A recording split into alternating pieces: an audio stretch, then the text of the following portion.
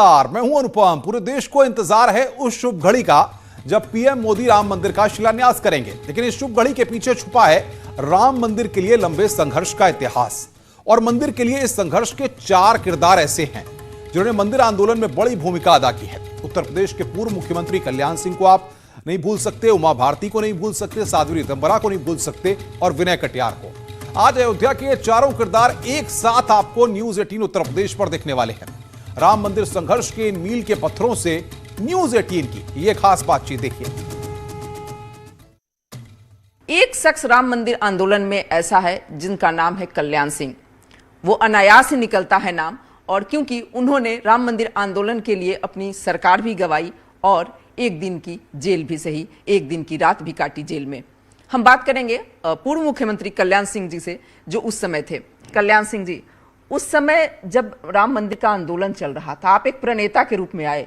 जब 30 अक्टूबर 1990 के गोली चलाई गई कार सेवकों पे, उसके बाद आपने कमान संभाली आंदोलन की, और उसके बाद आप सरकार में भी आए, मुख्यमंत्री बने। उसके बाद अयोध्या गए, राम मंदिर का संकल्प लिया कि राम मंदिर बनवाएंगे। आज पूरा हो रहा है, क्या कहेंगे? देखिए, राम मंदिर के प्रति मेरे मन में हमेशा से आकांक्षा रही है, और मुझे इस बात की प्रसन्नता है कि 500 वर्ष के संघर्ष के बाद आज राम मंदिर के निर्माण के लिए भूमि पूजन होने जा रहा है 5 अगस्त को। और उस भूमि पूजन में प्रधानमंत्री जी स्वयं आ रहे हैं। मैं स्वयं भी 4 अगस्त को अयोध्या पहुंच जाऊंगा और 5 अगस्त के भूमि पूजन के अवसर पर अयोध्या में मैं उपस्थित रहूँगा। 500 वर्ष संघर्ष हुआ है इसके लिए।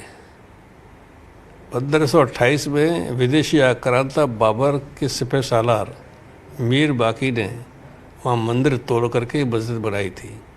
मस्जिद इसलिए नहीं कि खुदा की इबादत करने के लिए बनाई थी, बल्कि इसलिए मस्जिद तोड़ा गया था और मस्जिद बनाई थी कि देश के करोड़ों हिंदू अपमानित होते रहे, आत्मगिलानी की आग में जलते रहे, और लगातार संघर्ष होता रहा, लगातार। और 500 साल में कभी सफलता नहीं मिली थी।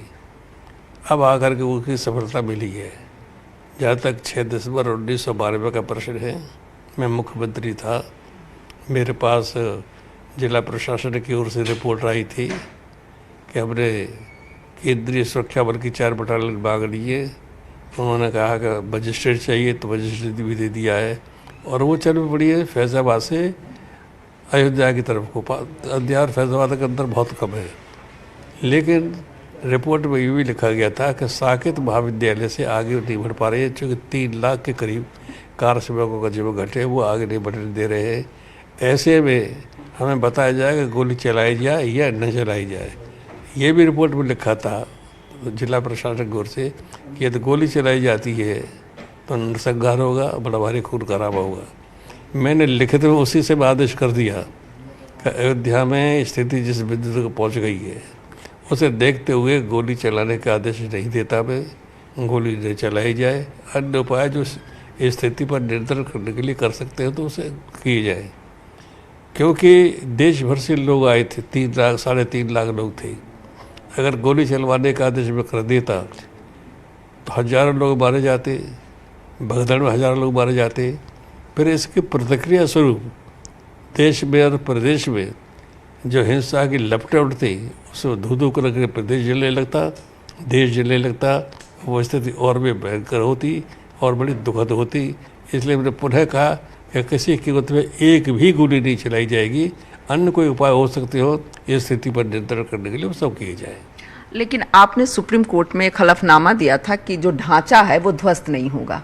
आप उसकी सुरक्षा नहीं कर पाए, क्या इसका अफसोस कभी है? नहीं, मुझे ढांचा जाने का अफसोस नहीं है। हाँ, सुप्रीम कोर्ट ने लिख के दिया था कि ढांचे की सुरक्षा की जाएगी, और ढांचा सुरक्षित रह सका, उसकी कीमत अदा कर दी जाकर शायद कल हमने इस्तीफा दे दिया, पद छोड़ दिया अपने। उस समय आपने मुख्यमंत्री पद का त्याग किया, जेल भी गए, लेकिन जो सारी घटनाक्रम रहा उसके बाद राम मंदिर आंदोलन कहीं ना कहीं पीछे भी चला गया, एक तरह से कहेंगे, और आप भी थोड़ा सीन से पीछे चले गए। क्या ऐसा लगता है कि उस समय आप पूरी जो घटनाक्रम था उसमें कहीं ना कहीं पीछे हो गए? नहीं, कहीं नहीं। देखिए, राम मंदिर के प्रति की आस्था और श्रद्धा में न कभी कभी आई है, न कभी कभी आएगी। एक कार्यकर्ता के नाते से जो कुछ भूमिका मुझे अदा करनी थी मेरे साथ भूमिका अदा की। मैं इस विषय में पीछे नहीं हटा कभी। उसके बाद लिब्राहन आयोग की जब रिपोर्ट आई तो उसमें आपको तो दोषी ठहराया गया था। अब लिब्राहन की रिपोर्ट तो जो 15 दिन में पूरी हो सकती तो उसमें उन्होंने 8 साल लिए, 15 साल लगा दिए। 15 साल से ज़्यादा लगा दिए।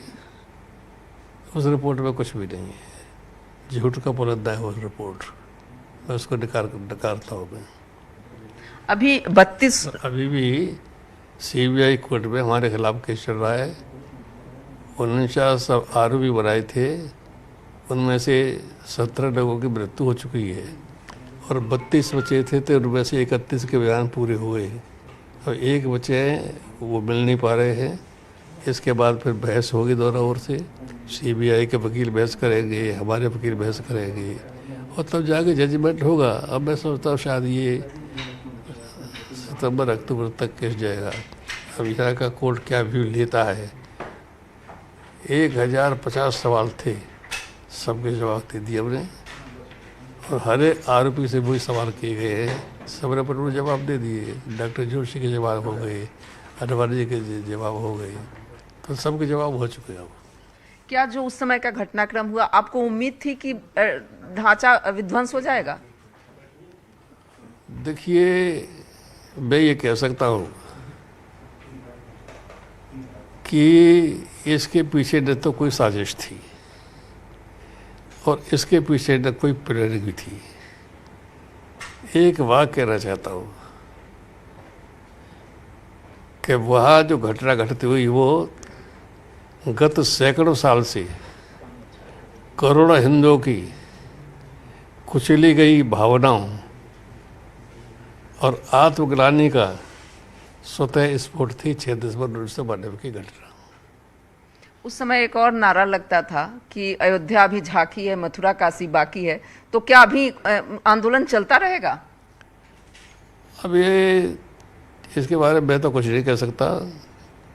चलेगा नहीं चलेगा, चलेगा तो देखा जाएगा। राम मंदिर की आपका संकल्प पूरा हुआ? हाँ, पूरा हो गया। ये मुझे खुशी है। मैंने पहले कह दिया, बहुत शांति के साथ दुनिया छोड़ के जाऊँगा मैं। एक अंतिम सवाल कि कार सेवकों पे मुलायम सिंह जी ने गोली चलवाई थी, उसको लेकर के उस प्रकरण को जब याद करते हैं तो गोली चलवाना ठीक नहीं था, गोली नहीं चलवानी चाहिए थी। इतिहास के पन्नों में उन लोगों के नाम आएंगे कि जिन्होंने सीने पे गोली खाई और अपने प्राणों को निछावर कर दिया है। आंदोलन का भी नाम आएगा, आंदोलन करने वालों का भी नाम आएगा और उसी में 5 अगस्त का भी नाम आएगा और 6 दिसंबर 1992 की भी चर्चा आएगी और उसी में मैंने गोली नहीं चलवाई थी ये भी आएगा। इसी में आएगा कि मैंने राम मंदिर का 70 लात मार दी थी। ये भी आएगा कि मैंने 24 घंटे की सजा 2000 रुपये के जुर्माने में भोग लिया था। लेकिन इन सब चीज़ों का न मुझे तब दुख होता, न आज दुख है, न तब मना था, न आज मना ले। राम मंदिर बनने की इतनी बड़ी खुशी है कि जिस खुशी को भी शब्दों में वर्णन नहीं कर पा रहा।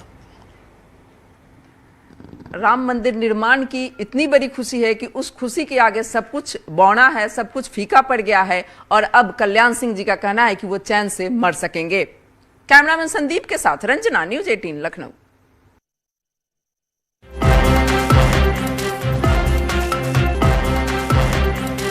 उमा जी, बहुत लंबी लड़ाई आपने कैसे उस वक्त से लड़ी, अब राम मंदिर निर्माण की शुरुआत होने वाली है। आपको उम्मीद थी कि अपने जीवन काल में कभी आप मंदिर बनते देख पाएंगी?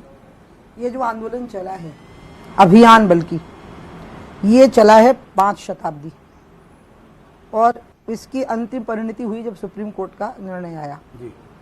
ये एक बात के सहारे चला, वो था विश्वास और आस्था।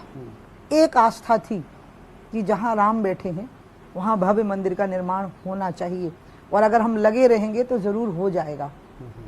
तो ये बात तो मन में थी कि हम लगे रहेंगे तो हो जाएगा, वो इसी आस्था से हो पाया, नहीं तो ये हो नहीं सकता था क्योंकि इसके पीछे मुख्य चीज़ आस्था थी। तो मुझे लगता है कि आस्था पे चला हुआ अभियान शायद विश्व का अनोखा है पूरे 4 युगों का, जो अंत में सफल हुआ और जिस पे संविधान की मुहर लगी और कानून की मुहर लगी। 6 दिसंबर की घटना के बाद कई बार ऐसे उसे सांप्रदायिक रंग भी दिया जाने लगा। ऐसे में जो पूछना चाह रहा हूँ वो ये कि उम्मीद थी आपको जब उतनी खींचातानी चल रही थी कि आप अपने जीवित रहते देख पाएंगे मंदिर को? मेरे को एक बात मालूम थी कि उस स्थान पर मुसलमानों की आस्था नहीं है, उनको जबरदस्ती उससे जोड़ा जा रहा है, क्योंकि मुसलमानों की आस्था मक्का मदीना में है, या यहाँ हाजी मलंग है, या अजमेर का दरगाह शरीफ है, क्योंकि इन स्थानों का एक महत्व है। लेकिन आपने जो दूसरी बात कही उसमें यह है कि ये बात मेरे मन में रहती थी कि अगर कभी ऐसी बात होगी कि सच्ची बता रही हूँ, लगेगा कि मैं बहुत भावुक हो रही हूँ, कि राम मंदिर के निर्माण में नींव में किसी जीवित व्यक्ति को रखना होगा तो मैं उसके लिए तैयार थी। कहते हैं कि कोणार्क के सूर्य मंदिर में एक जीवित बालक की बलि चढ़ाई गई थी।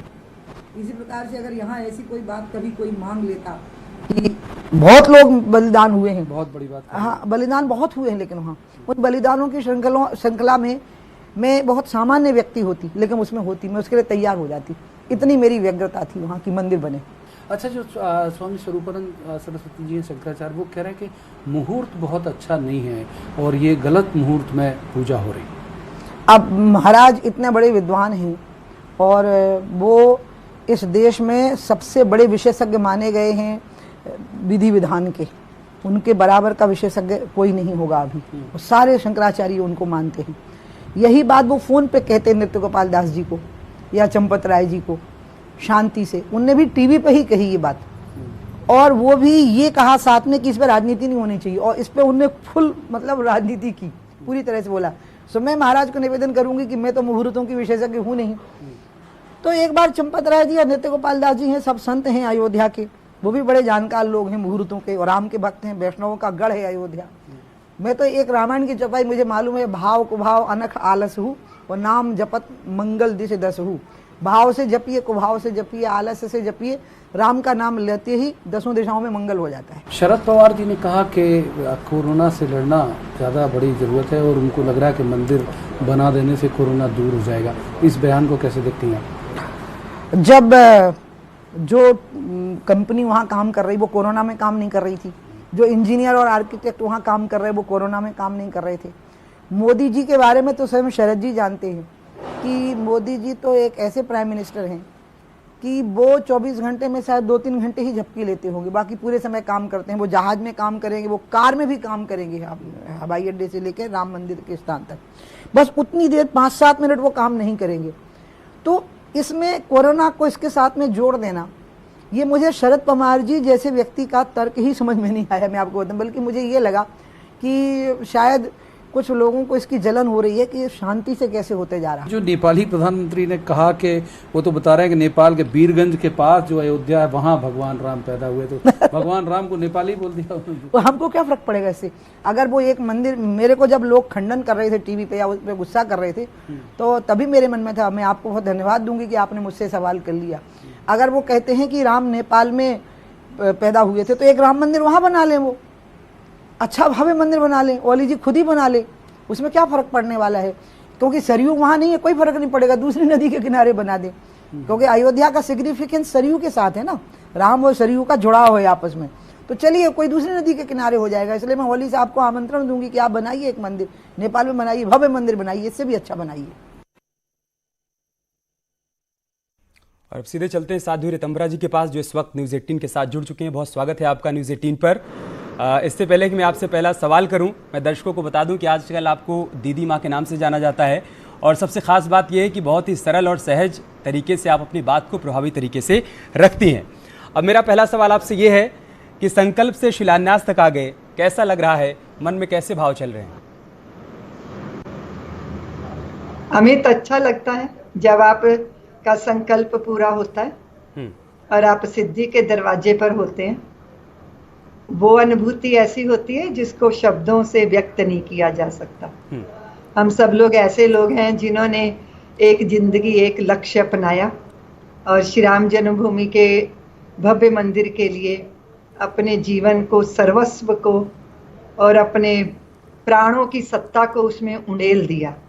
और आज जब ये शुभ घड़ी सम्मुख है तो निश्चित रूप से बहुत सुखद एहसास है ये, जिसके लिए शब्द कम पड़ते हैं व्यक्त करने के लिए। आपके इन भावों को हम समझ सकते हैं क्योंकि मुझे याद है दिसंबर 2018 में जब रामलीला मैदान में आप भाषण दे रही थी, उस वक्त आपके जो भाव थे वहाँ मौजूद हर कोई उसको महसूस कर रहा था। आपने कहा था कि रामलला की बात करने वाले ठाठ में हैं और रामलला टाट में हैं। आखिरकार वो समय ख़त्म हुआ, रामलला जी का भी अब ठाठ आने वाला है। मतलब उस वक्त आप जब ये बातें कह रही थी, आपने सोचा था कि इतनी जल्दी ये सब कुछ हो जाएगा? देखिए, बहुत बड़ी आशा, बलवती आशा थी, क्योंकि हम लोग जानते थे कि साधना न व्यर्थ कभी जाती, चलकर ही मंजिल मिल पाती। अगर आप किसी संकल्प के सामने कोई विकल्प नहीं रखते तो वो संकल्प आपको सिद्धि के द्वार पर खड़ा कर देता है। और हम लोगों के लिए राम मंदिर का कोई विकल्प नहीं रहा, कभी भी नहीं रहा, उसको कभी सोचा ही नहीं। और ये अभियान ना कोई राजनीतिक था, ये अभियान ना कोई सामाजिक था, ये आस्था श्रद्धा का मात्र अभियान नहीं था, ये अपने स्वाभिमान, अपने गौरव और अपनी भारतीय परंपरा के पुनर्स्थापन का अभियान था। ठीक है, आपने इतिहास की बात की तो इतिहास में चलते हैं। पहले राम के होने का प्रमाण मांगा गया और प्रमाण के बाद जब परिणाम आया, सुप्रीम कोर्ट का फैसला आया, वहाँ से चलते चलते आज हम निर्माण तक आ गए। लेकिन 30 साल का ये जो सफ़र रहा, इस दौरान वो जो चुनौतियाँ आई, बहुत नज़दीक से आपने उनका सामना किया। उस अनुभव को अगर आप आज साझा करना चाहें, इस वक्त जो दर्शक देख रहे हैं, सुन रहे हैं, आप उनको बता पाएँ कि किस तरह की चुनौतियों का आप लोगों ने सामना किया। अमित, हमेशा जब भी कभी कोई चीज आप निश्चित करते हो, कोई लक्ष्य निर्धारित करते हो, उसे पाने के लिए रास्ते आसान नहीं होते और रास्ते प्रारंभ से बने नहीं होते, रास्ते हमें बनाने होते हैं। कुछ पगडंडियां हैं जिन पे हम चलते हैं, बहुत लोग हैं राजपथों पे चलते हैं, लेकिन बीहड़ों में आपने मार्ग प्रशस्त करना है। और ऐसे समाज के बीच में जिस समाज को चेतना जागृत करनी है, उसे बताना है कि गौरवों की, स्वाभिमानों की प्रतिष्ठा कैसे की जाती है, आस्था को व्यक्त करने के मार्ग क्या है। तो वो एक बहुत चुनौती भरा वातावरण था उस समय। तो हम लोग एक छोटे छोटे दुकान में, जो आगे दुकानों पे छोटे छोटे से एक जगह खड़ी होने की बनी रहती है, शटर उसमें गिरे रहते हैं, तो हम लोग उस पे खड़े होकर जय श्री राम करते थे। फिर 10, 15, 20, 25 लोग इकट्ठे हो जाते थे और हम जनता को बताते थे कि हमारे रामलला किस तरह कैद में हैं और वो शलाखें, वो जो है श्रृंखलाएं टूटनी चाहिए। ऐसे वो अभियान गली गली, गांव गांव शुरू हुआ और हमें जाकर सरयू के जल को हाथ में लेकर संकल्प किया कि हमारी जवानी और हमारी ऊर्जा, हमारा तेज, हमारा ओज, हमारे संकल्प, हमारी महत्वाकांक्षाएं और हमारी इच्छाएं, जो भी कुछ हैं, वो श्री राम जन्मभूमि को समर्पित हैं। ऐसे करके हम लोग गली गली, गांव गांव जाते थे। बहुत बार लोग हमारा मजाक उड़ाते थे, क्योंकि सबको बहुत आश्चर्य लगता था कि ये क्या बात हो रही है। लेकिन धीरे धीरे धीरे चलते चलते वो इतना बड़ा विशाल कारवां बना कि पूरे भारत के अंदर जय श्री राम के जो है वो घोष होने लगे। हमने देखा कि राजनीति की दीवारें टूट गई, कन्याकुमारी से लेके कश्मीर तक सबका दिल एक साथ धड़कने लगा और सबके हृदयों में ये बात स्थापित हुई कि हम यदि आपस में बट जाए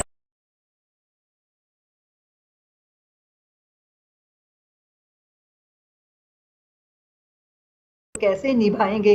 हरिजन सवर्ण पिछड़ों के ये नाते, ये बहुत मजबूत होने चाहिए और जो इनको तोड़ने का प्रयत्न कर रहे हैं उनको हमें असफल कर देना है। ऐसी भावनाएं ऊब चुभ होती थी हृदय के अंदर।